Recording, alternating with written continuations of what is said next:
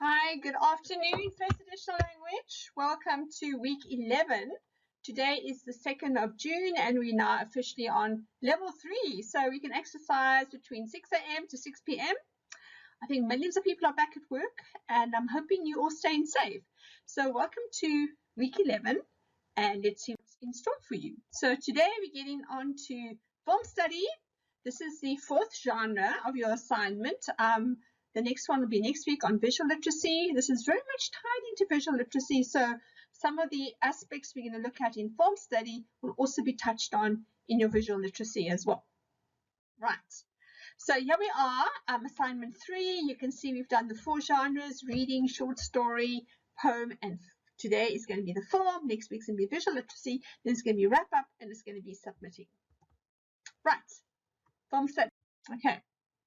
Right, then, of course, your assignment 4 is your reflection. There's a reflection. You're going to look at the distance learning PGCE course. You're going to look at the actual structure of the course.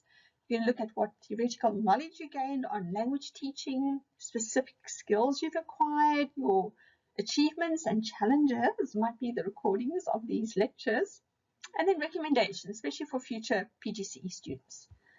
1,500 words, specific examples and reasons why you're saying things, and as well as references. There will be a mark for references, so please cite them in the text as well as at the end. Okay, now assignment 1, feedback. I've only done first additional feedback and marking. It's taken me 3 days, 7 hours a day to get through the, I think, 30 odd assignments because I've got detailed feedback I've got on your actual assignments. I'm trying to see if I can upload them for you. Otherwise, I'm going to send them on email so you can check exactly what I said about your assignments. But these are some general comments which you can apply to your future assignments. Okay, firstly about formatting. That is layout. How did you lay it out? So remember, this has got to be very professional. And I'm going to talk about white space. That means you've got big gaps between sections, and white space is very messy. When you're printing something, it's wasted space. It doesn't look professional, so please just check white space. I will show you just now what I mean by white space. Word spacing, please. There must be a space between words, between punctuation forms. You've got to be cognizant of how your typing skills are. This is also for professionalism. Also, don't type in bold. It's a very aggressive way of typing. That could be for headings, as I've got headings here, but don't type in bold. It's also very unprofessional. And please use bullets, because bullets, rather than long paragraphs, bullets allow the reader to read very easily and clearly what you are saying. They put things together, they contain it, and then, but I'd hope you to use parallel structure too. So we'll talk about that when we get into grammar next semester. Okay, the language use. You are language teachers after all. You're going to be teaching English first additional or home language, so you have to be cognizant of your grammar. I know I sometimes make errors, but we must be able to edit our work as well. So apostrophe use, yes, just that is, remember, the most difficult thing to acquire, but please be cognizant of where you use apostrophes. You'll attempt not to use abbreviated forms because it's a more informal register, so try not to use can't or won't, rather write the words out, but please apply your apostrophe rules when something is a possession. The man's hat, that you will use your apostrophe there. Spelling, again, you shouldn't be making spelling errors. You have got all the means, you've got dictionaries, you've got Google. You can ask a person, ask them to check your work. You've got a red underlining. I know quiet and quiet might not show that, but get someone to check your work. Quiet is not much, but quiet, which is that you mustn't talk during class, is a word that was misspelled. Okay. Right. Grammatical expression, please check your work or ask someone to check it or put it on Grammarly's. It'll show up where errors are, and make sure when you do actually submit assignment, there are no grammatical expression errors. You are, after all, language students. Okay. Please. Okay. Right. Content, what you actually put in. I've got a few examples to show you, but please make sure your topic is very focused and specific. So when I look at your topic, I know exactly what you're talking about. If you, for instance, going to do a film study lesson, film study, the use of angle, short angle, wide angle, make it very specific when you are writing your actual lesson topic. It must be specific. Make sure it's not teacher-centered, it is learner-centered. Not you doing everything as a teacher. The class must do it. Remember, this is what learner-centered is. Activities for the class, not you reading, you telling, you doing everything. The class must do it. You put them into groups. You go and facilitate, but you're not going to do everything and lecture them. Please, we're beyond that. Also, there must be text-based. Excuse me. If you're doing a grammar lesson, language lesson, or writing lesson, there must be some kind of text-based that comes in that. It must be functional. You can't teach in a vacuum. There must be something that you are basing your listening lesson on, or your oral lesson. So please remember the whole idea of text-based when you are doing your lessons in assignment 3. And then also please give me all the titles. Don't say I'm going to read a poem. What poem? I'm going to tell a story. What story? You have to tell the person reading your lesson plan what you are doing so they can actually follow that lesson plan and give the reference at the end. Right, communicative language teaching. That is the use of text and communication within your class, that you get your students to speak and you get them to do things. Doesn't matter if it's noisy. I'm going to give you a slide from lesson 2, week 2, where I spoke about communicative language teaching, CLT. LOs must be demonstrable. That means you can't say they must understand this. They must know this. How do they show that they know? How do they show that they understand? They will underline all the verbs. Okay, so they're showing you what they do. How are they going to demonstrate the skill? You must remember that all the time. Explicit questions. This I'm going to ask them questions. Tell me what those questions are. The lesson will start with asking questions. 1, 2, 3. Then list the questions what you're going to ask. Give examples of things that you're going to do. So that if I follow your lesson plan, I will also ask those questions. Or I might say, oh no, I don't want to ask that question. I'm going to ask a question that is going to be about the challenges rather than opportunities, whatever it might be. Please check what knowledge is. Don't just say they must have knowledge. What knowledge? What kind of understanding of content must they have? They must know how verbs operate, or they will know the elements of the short story. So be more specific what knowledge is. The skills are things that they can do. They can identify plot, they can analyze a sentence, they can they know the word classes. Values are things innate in you, that they will learn respect in group work, that they will not interrupt others because that is rude, the courtesies, the teamwork, the time management. Those are all values that you need to show. Going up, again, generalistic, rather you've been very general in your lesson plan rather than being specific. So just to make sure that all your actions are very specific within your class, so that the person who's reading your lesson plan will know exactly what the students will be doing. So that is very, very important. Very hard to mark it otherwise. Conclusions. You can't add new work into a conclusion. So you've done the whole thing on listening, and all of a sudden in your conclusion you say they must know fact and opinion. You haven't even mentioned fact and opinion in your introduction or in your presentation. Why would you bring it into the conclusion? So please, no new information. Conclusions are to round up, to end your lesson, to give an overview, to provide some kind of activity to finish off what you have been doing in that lesson. No new information. Look at the logic of your lesson plan. Does it follow through from your introduction to your presentation, during your lesson, to your post? You can't just say to them, read the novel or summarize the novel. That's not logical. Just look at time as well. Remember, your pre must be a shorter time, 5-6 minutes. Your presentation, your during longer, and then your conclusion is to wrap up. And don't forget references. There is a mark for that in your assignment. So if you decide not to put in references, you're getting 0 for that. So you're just not getting any marks for it. So think of these things. Okay, right, here's some examples that I've pulled out from the type of feedback I'm giving. In the first one, they were mentioning that they were going to do a listening and a reading. You can't do both in one lesson. That's 45 minutes.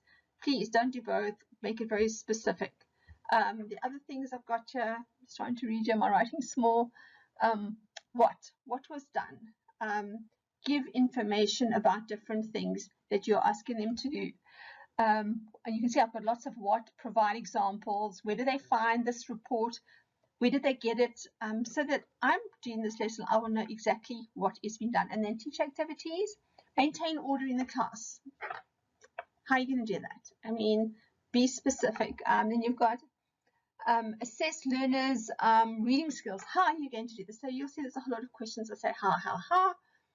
And this other one is on, especially to show you a white space use that you need to delete. All these spaces that you can see here under lesson closure, all these are white spaces. Please just remove them, delete them. And then also my questions here. Be more specific here. Provide specific questions or characters they should know. Going further down to lesson evaluation, you say to them, he asks randomly picked learners to answer questions. What questions? Please list what questions you're going to ask. He gave them homework to summarize the novel. So I'm asking, did they have to summarize the whole novel? It's got to be legit work in a class. How would you feel if your teacher went and said to you, summarize the whole novel? That is just crazy. You wouldn't expect them to do that. So just be very careful and think about what you're writing in your lesson plan so that people can be sure what they should be doing and how you can plan it so that your lesson will actually fit into the 45 minutes and be a coherent piece of work that they will do and understand. Right. This is my week 2, what happens in a CLT classroom. This is just a review of the actual slide I had there. It's learner-centered because the target language is used. Okay, so you're not going to use Afrikaans or isiXhosa or isiZulu. You're going to set up context where you're going to practice speaking, writing, listening, or reading to communicate meaning. So whole idea is that you're going to get context where this is going to be practiced using your voice. Okay. You're going to provide opportunities to use that target language. So in your class, you're not going to be holding the floor. You know how to speak English. You're going to get your students to practice the target language. You're not going to do it. You're going to get them to work in pairs or groups, and you'll support them and facilitate them, but you're not going to do all the talking and all the work. They're going to practice it. As the learner confidence grows, you will become more the facilitator and you will help them. The learners must speak more than you speak. Just remember that. I need to see instances where the students are actually taking chances in the class to actually speak. And the classroom may be noisy. That's okay. Don't maintain this hectic discipline all the time that no one can speak. Control it. Yes, manage it. But it might become a bit noisy as long as they are speaking, and give them opportunities to do that. You're not going to write everything on the board and they're going to copy it down. That is not a CLT classroom. You'll get them to write on the board and then comment on everyone's answers, giving them opportunities to speak. Okay, right, that was week 2. I'm going back to this week, week 11. Okay, there's just pictures of what they would look like in a CLT classroom, practicing the language, working together. No teacher there, they're getting on with it. Right, no week goes by without the spreadsheet. So I'm in particular going to look at week 10, which is last week. At this point, you've got until Friday to complete. And only 3 of you've done it so far in FET and 9 in SP. It seems like there's about 20 SPs, although it says there's 27 active. I don't know where they are. It seems like the maximum has been 20. There seems to be 13 active FET, but I think there's about 6 or 7. I don't think much more than that. So I'm not too sure where the discrepancy in numbers are coming, and I'm hoping I'm not going to feel all depressed after this week and I see your online work. Okay. Right, so this is our unit 3. We've looked at reading, we've looked at literature. It's all completed. Ferreira 10, Ferreira 12. We've looked at different texts last week, and now we're going to look at visual literacy, and today is film. It is in Ferreira chapter 14, although it's mostly visual, not much about, I don't think there's anything about film, but what she says about visual seems to help a bit. And then we're going to get on to the rest. Okay, let's move on. So we're getting on to our outline just very quickly on film study. First of all, what does CAP say about film study? It seems like it's a more, how can I say, structured approach from grades 10 to 12, which is your FET, where you actually look at cinematography, you look at the audiovisual part of film making, the angles, the shots, the different props, director scenes, and all of those that you need to be cognizant of. It's all in the CAPS document. Whereas in grades 8 and 9, it's more of an enrichment thing that you can include in all your lessons. It is important for visual literacy, so you could go quite detailed in it, but it's not per se you have to do film study as you have to do in grade 10 to grade 12. All right, where you do all the shots, the angles, the edits, the camera angles, all this type of thing that you will need to know, which is a technical aspect, which differentiates it from the literature, which is more the creation of words to give these effects. So that's the CAP side of it. Definitely part of film studies, definitely part of your FET. There's quite a lot of detail in the CAPS documents, so go and have a look at that. And it's also quite just as much in this senior phase, which allows you to actually capture what I've done today to also teach it in the lower grades. Okay. Then we're going to look at the difference between film and literary text. They're basically very much the same in terms of analysis, excepting that for film you've got the cinematography, which is an inclusion thing, which the director uses to actually capture certain events and themes, whereas the writer will use words to do that. But you'll also have the setting, you'll also have the characters, you'll also have the plot, you'll also have all those aspects which will come through. Then we'll look at film terminology. We're going to look at angles, we're going to look at shots, we're going to look at camera movement, we're going to look at editing, all the types of ways the producer, the director uses to make sure that the person knows what is actually happening in that scene. Okay, he's fade in, fade out, camera movement, point of view shot, and all those things are quite important. And we're going to end with the Texas film study approach. Not sure it's the best, but I came across it and it seems to work. Don't know where Texas comes from. You'll see when we get to the last slide. So this will be for your final section for film study, part 4, sorry.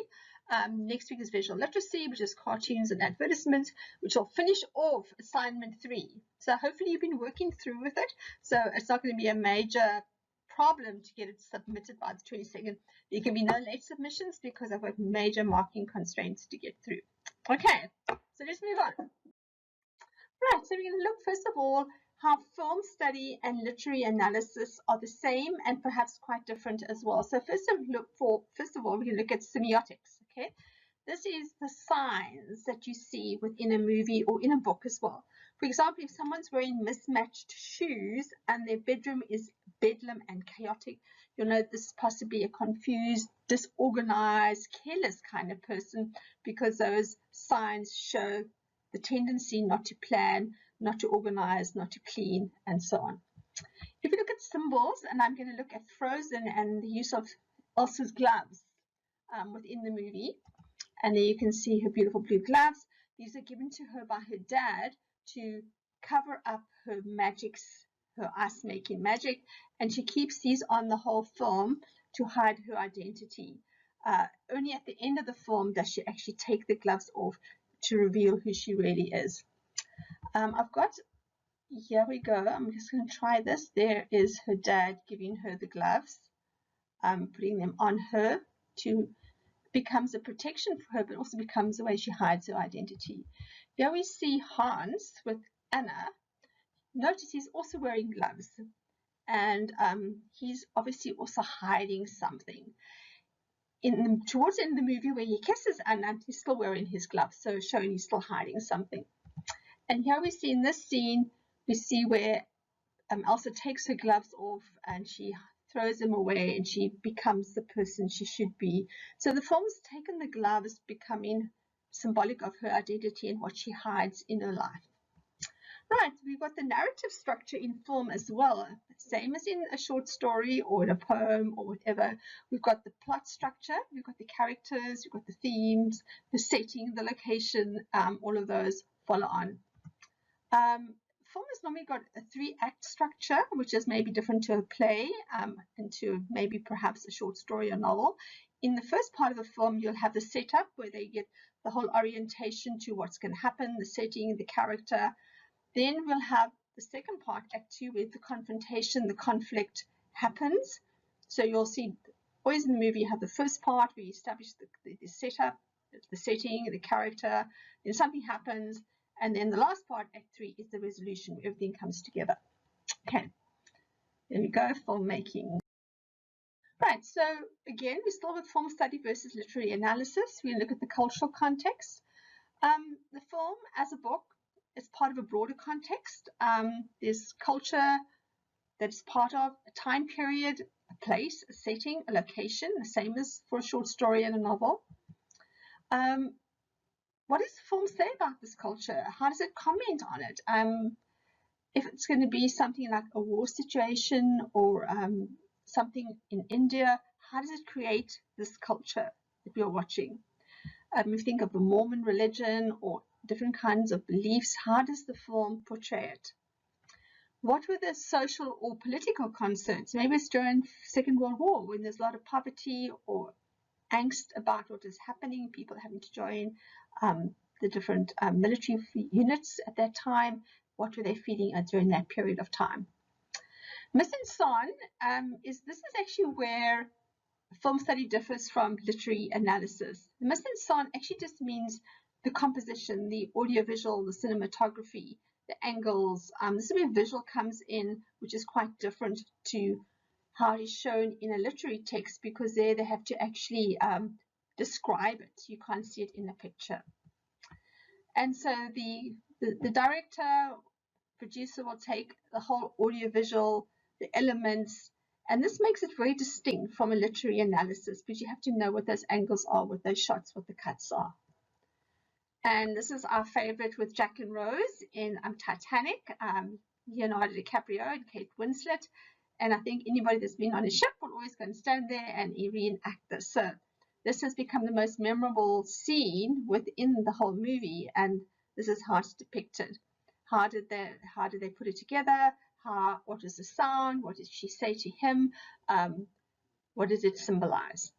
And this is the Frozen, all the characters. You've got Hans, you've got Anna, you've got Olaf, you've got Kristoff and Elsa, and the important characters within that depicted in this picture as well. Right, so let's still continue with this. So for the analysis of film, it's not too different for the literary analysis. We still have actors or characters. We still have lighting aspects, angles, colors, which are slightly different in how they're depicted in a book as how they are depicted in a film. And often it's the deliberate choices that a director makes. If you think about the Leonardo DiCaprio and Kate Winslet in Titanic, those deliberate choices that the producer or the director made in the making of that film, whereas the author will choose certain words and context, trying to reveal what is happening. Furthermore, literature and film both incorporate similar elements, like there's a plot, there's a story, there are characters, there's dialogue, lines, there's different settings, different symbolisms, so those are exactly the same. But the literature elements can be analyzed, and same way the film elements can also be analyzed. So there you are, if you're going to do a film study, you have your producers, you have the camera angles, you've got the set, you've got the script, you've got how you analyze it, you've got the lighting, what you're going to do to put this whole scene together. Okay, so let's look at the audiovisual or the cinematography within filmmaking.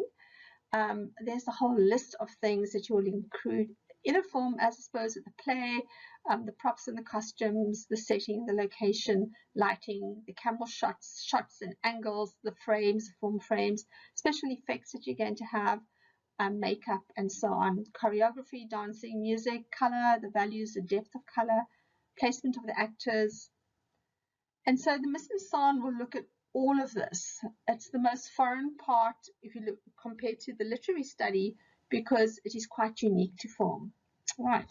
And to visual literacy, it's also unique to visual literacy. So yeah, this is makeup, special effects, which is quite amazing. I had a student once who really excelled at this and enjoyed doing this kind of horror type of makeup.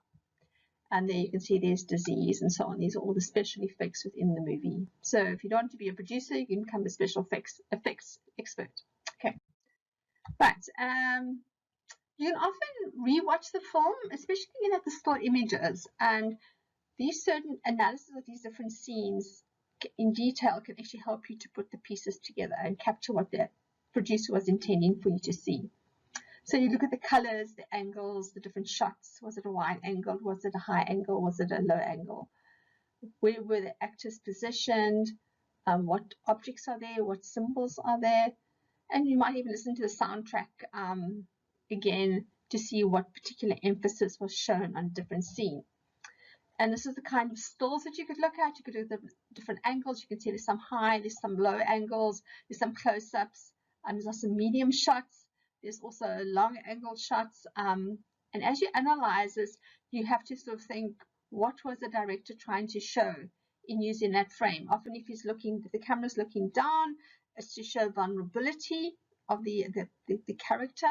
If you look at the top right, they're looking down and obviously she's in danger. If it's looking up, it's elevating, showing power of the person. In the one here, the middle left, it's giving a perspective from the point of view of the director, what you're looking at. So you have your point of view shots. You have close-ups to show emotion, feelings. So those are different things to analyze. And each time you've got to try and explain why were they used. Okay, so here's some questions you can ask yourself. How is lighting used to construct the mood? Is it a bright light, which is to show happiness maybe, or a dim light to show sadness? If you have a look at this picture of a picket fence with some flowers, it's actually quite a high, low angle, so it's showing elevation, power, beauty. What is it? Is it happy? Is it sad? How would you describe this kind of shot? How does the mood change? So maybe something's very bright and clear, and all of a sudden becomes very dim and dark. So the mood will change from brightness to a somber mood. What does the setting say about the characters? If you look at this picture here, you've got two characters, and you've got this long road, wide angle shot. What's it trying to say about these two? Are they on a journey somewhere? There's some conflict, I think. Why are they separated? Why is one on the left? Why is one on the right? Why are they in this desert location? It reminds me of Jack Reacher, that type of setting as well. Also, the props are used to actually make you think about it. If you think about this American flag, why is that so magnified in this setting, in this frame? Okay, those are things you would have to consider. It's also quite a low angle, so it's actually holding this person up and showing power of that person on the stage. Okay, also the songs, what are the lyrics? Frozen, Let It Go, all these other soundtracks that we get to love, that are part of the movies that add to the message of the whole scene. Right, so there's different, I've got three terms here, different terms for terminology for film study. Exposition is the beginning part of the film to introduce the basic information to the audience, the setting, the main characters, the themes, so that the audience can become involved in the movie. The denouement is the end of the movie, the wrapping up. It's the final statement on the characters and the themes that the producer tries to make. Sometimes the movie ends and you actually don't know what actually has happened, so maybe that's not very clear. And then the turning point, often there's a complication or a turning point, and this often leads to the development of the character because of something that happened. Maybe they were aggressive or arrogant at the start, something happens and they change to become a kind, nice person. I think that's a typical movie. Okay. This might be an exposition shot. Here's someone with glasses on, quite a close-up shot, and if you can actually see a reflection in her glasses. She's looking at something, and there's a person there. So obviously this is setting the scene, and you're seeing things through her eyes. There's someone reflected in her eyes there. Julie Andrews in The Sound of Music. You can see the whole system of the beautiful countryside, the meadows where she sings near the convent out in the Dells as a nun.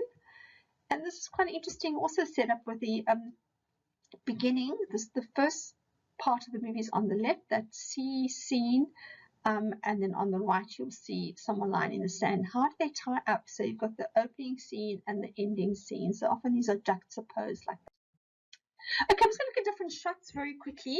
These are things you would have to know for terminology. So there are 3 different kinds of shots on this table. You've got your extreme long shot, which is often an establishing shot that the producer will use. It's wide angle, it shows the landscape, so the audience has an understanding of the setting. It gives context to the whole movie.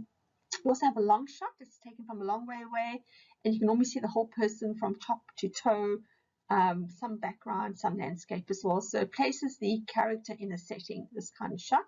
Medium shot is you see someone from the waist up, and you can often see their body language, their facial expressions, some of the background. So it might move from the establishing shot to a long shot to the medium shot to the close-up. So you can actually get more and more an idea of how the person is feeling. This is Brooklyn Bridge, looking at New York, one of my favorite places. This would be an establishing shot. You're coming in from Brooklyn towards Manhattan Island. So that would establish the shot. Here you've got a medium shot where you've got someone from the breast up, where you've seen their facial expressions. You've maybe seen that she's very stiff. The darkness maybe is sadness. She's not smiling, and she's looking at something. Here's your long shot where you see the whole person from top to toe. It's taken from the level of the person, so it's actually you're seeing them as they are. Right, these are different words of shot types. So if you see the word waist, you'd say medium shot. If you see eyes, you might say close-up. If you see relationship, you might say establishing. So you can look at these different words and see what would tie in with different kinds of shots. Okay, these are the last 2 shot types. It's a close-up and extreme close-up shot that I'm going to discuss. If it's a close-up, it shows the head or head and shoulders. Can go up to here. Not very much background. I think I'm sort of like a close-up shot now on my PC, which I can see. And it focuses on the person's expressions and might zoom actually right in from being a close-up.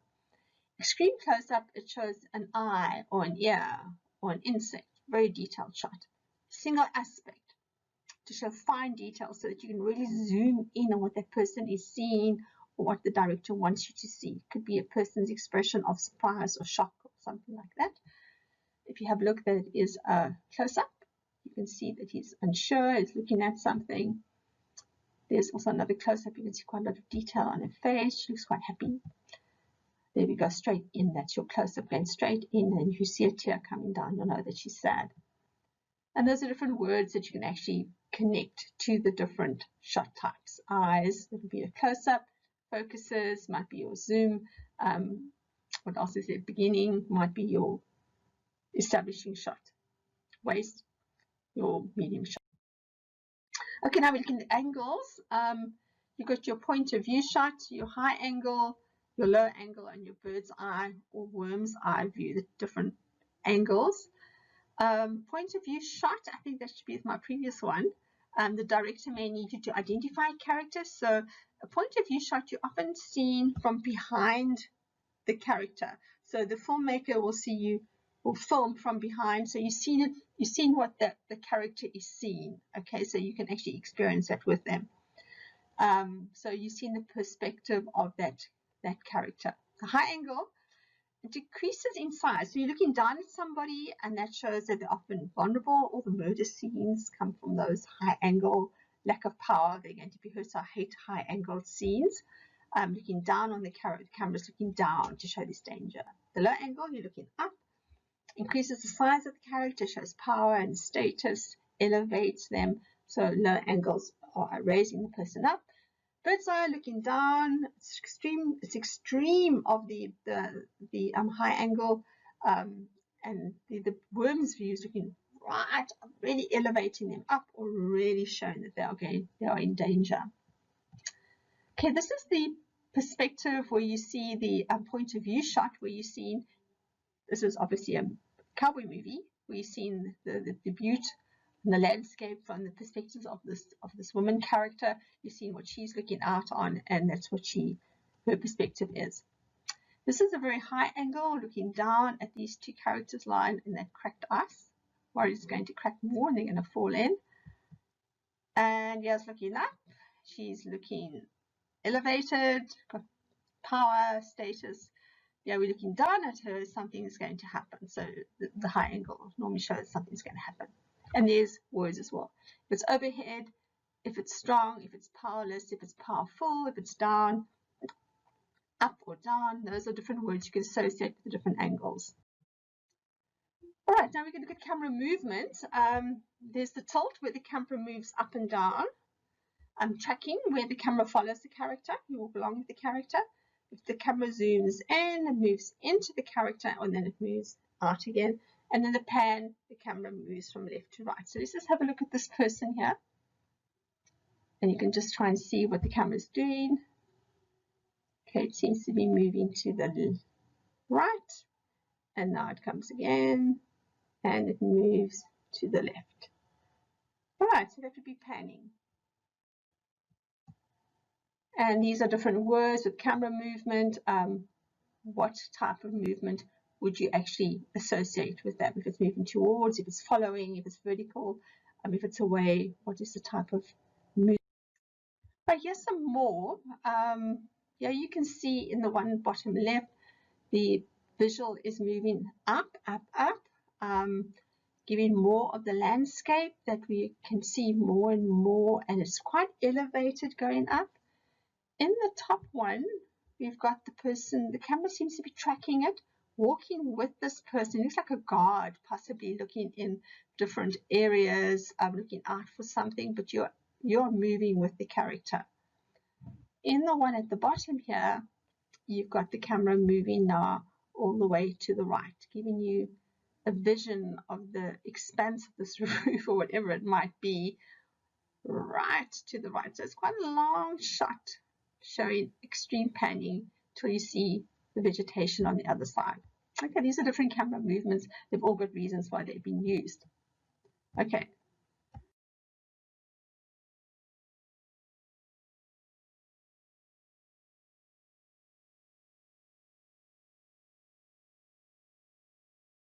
Right, so let's move to the next one. These are different cuts. Let's see if I take that one right. Different cuts we can have and different effects. The first cut is that when you've got one shot there and it moves to a different scene straight away, there's just a cut. So there's no connection between the scenes. It might be someone having a birthday, the next thing you see someone driving to work. So doesn't seem to be a connection. Or we've got the other kind of cuts where the editing might be a fade in and fade out. That's like the top visual that you can see here. You can see it's dark becoming light, and you can see that character is going to move into the light, so it's fading in. All right, it could be fading out and ending. Or we can have dissolve, where the one blends into the other. So you've got, at one stage, you've got two scenes on the camera, and this is showing a link between the past and the future, a thought, a dream, something that the character is experiencing. So here's some examples. Here you can see someone kissing their son, but you can also see like a little wagon moving there. So obviously they are connected. Maybe he's thinking about what happened in that picture, or it's a dream sequence that he's experiencing. Over here we see someone flying with this boat, and the next thing it's clipping right to the future, and there you can see the two characters moving in on the right. And these are different kinds of editing words: dream, time, fast, replace, flashback. What type of editing would you have for each of these? Right, these are different kinds of camera focus. We've got our soft focus, which is like a blurry, shows romantic, peaceful, gentle, surreal atmosphere. If it's sharp, it's like reality shots. Differentiated combines focused and unfocused detail, and then the freezing of the shot where the camera freezes and you can focus on a particular element. So here's some examples. There's our blurred romantic kind of shot, surreal, it's like a dreamlike quality. There's another one with candles, also very romantic, very soft focus. Here we've got the leopard, I think it is leopard. Beautiful sharp reality of that, the visual there. There's another very, very sharp focus. Here we've got differentiated, but you can see the blurry, the unfocused at the back, but that forces you to focus on the bird in the front. So with that differentiated, focused and unfocused, you tend to see, you focus in on the sharp focus. And there again with the squirrel, you've got the unfocused in the background, so you are forced to focus on that squirrel and that leaf and that tree trunk in the foreground. This is your, when they freeze the frame, you will then focus on this glass of water moving out. There's some kind of reason why you need to focus on that glass. Maybe there's poison in it or something like that, or the celebration is going to end, something dramatic. Or this camera freezing in on this person jumping on the bed. Maybe it's going to be a dreamlike quality, maybe something else is going to happen, but the director's got a reason for using that freeze frame, and that was quite effective as well. All right, last, we're coming to the end. Some way that you could actually analyze a film. The T for Texas means that first of all, you'd start your paragraph off with the topic, the name of the film, and the establishing shot. All right, the first shot, was it a point of view shot? Was it a wide shot, a long shot? What kind of shot was used? So you would actually say the film is Frozen, and starts off with an establishing shot through the eyes of Elsa. I don't know, I can't even actually remember. Then you explain why the shot was used. Why did he use a long shot, a wide shot, a point of view shot? It shows the setting, the location, the perspective of the character. It shows the beauty of the landscape. It shows that there's a war happening, whatever the story might be. That's the E. Okay. Then the X, example. So you don't spell example like that, but I suppose the person who came up with this decided to use the X there. The film technique that was used, the angle of the camera, the movement of the camera, the editing device. All these things are important when you're considering of the film technique. Colors, focus, noises that you can hear. What was seen? What did you see? What angle did you see it? What did you hear? All those tangible things that you could see and hear because of the camera and because of the sound. Then A, you're going to explain the example. I don't know where A comes from, but it's maybe analysis, okay? Why did the director use this color, or this fade in or fade out, or the soft focus or the sharp focus or the close-up? Maybe it was to show was a high shot, maybe to show it was a very poor area, maybe it was an establishing shot, you can see it put it working class, maybe the color was very gray to show the poverty of the area. And then the S for Texas is that example is explained. How does it show the main idea? How does what the director did show the sadness and the joy of what was actually happening? So this is what was used. I think I'm just trying to give you, I'll upload the actual article that I got this from. The Texas use of analysis, starting with the topic and the name of the movie, the type of shot, you explain the shot, then you explain all the techniques that were used, you explain why it was used, and then you also explain what it was used to represent. Okay. Right, so this is a film called School Ties, and you can see they're all looking up, elevating obviously the principal speaking. Why was this angle used? What are the expressions? What kind of shot was it? This is another part of the movie. You can see they are busy fighting. It's from a point of view perspective because you can see the character in the foreground here. What can you see? What angles are used? What is the layout of the set? What are they wearing? What are the props? Why was it actually taking place in this like alleyway? So those are things you can talk about.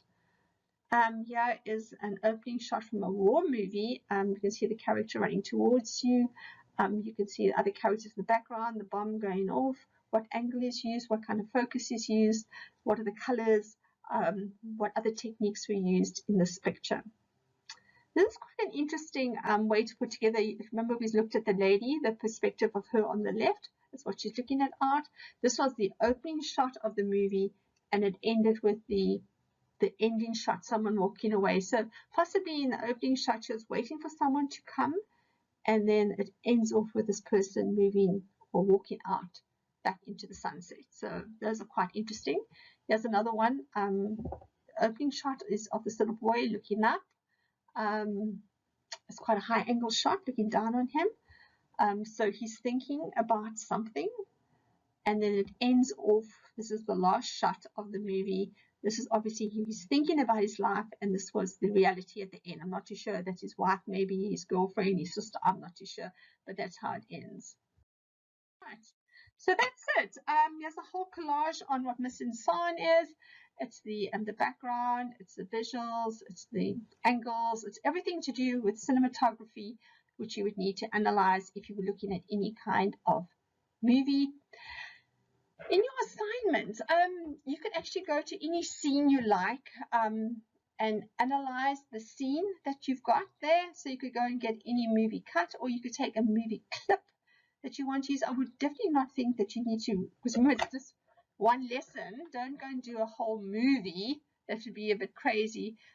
Select maybe the exposition, the starting, or maybe the conflict, the second part, or how it ends. So quite nice always to look at the opening shots or anything like that. So be selective in what you choose. There's a wealth of materials available. I have got some links. I think I'll send them to, I'll put them on ECI.